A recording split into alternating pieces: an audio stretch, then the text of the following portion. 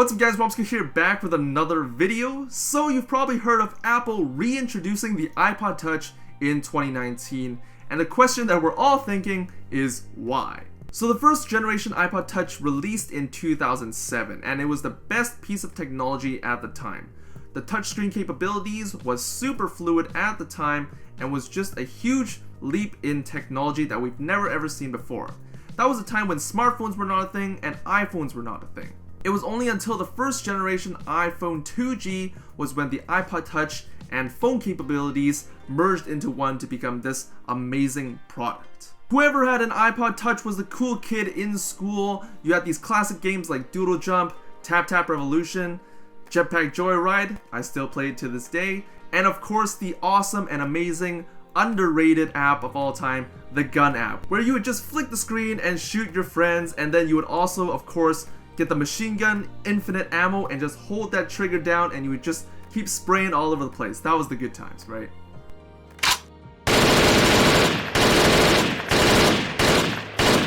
You probably also remember this picture right here, which was the promotional picture for the iPod Touch. If you're old enough and you've seen the first generation iPod Touch, you probably recognize this picture. This picture is pretty much iconic in Apple's history as being that one picture that we know what it is. It's the iPod Touch, and it was amazing. But now it's 2019 and things have changed. Everybody has a smartphone now, and it's pretty much the norm to have one. You either have people who are using iPhones, people are using Samsungs, Nokias, LGs, Xiaomis, what have you. Everybody is using a smartphone.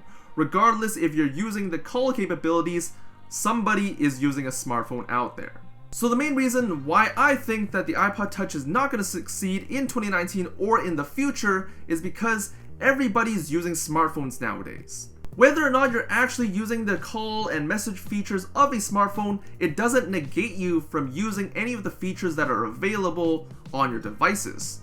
However, for an iPod Touch, you are limited to only being able to use the apps that are available, but you can't call and you can't message. If you buy an iPod Touch in 2019, you're not just losing the calling capabilities. You're losing Touch ID, you're losing Face ID, the battery life is probably pretty crappy in comparison to an iPhone. You can literally buy an iPhone for the same exact price and get all those features. Just turn on the airplane mode and you're getting the same or even better performance. Here are the current prices that are being reported. For a 32 gig iPod Touch, it's going to be $169.99. while a 128 gig model is going to be $200 US.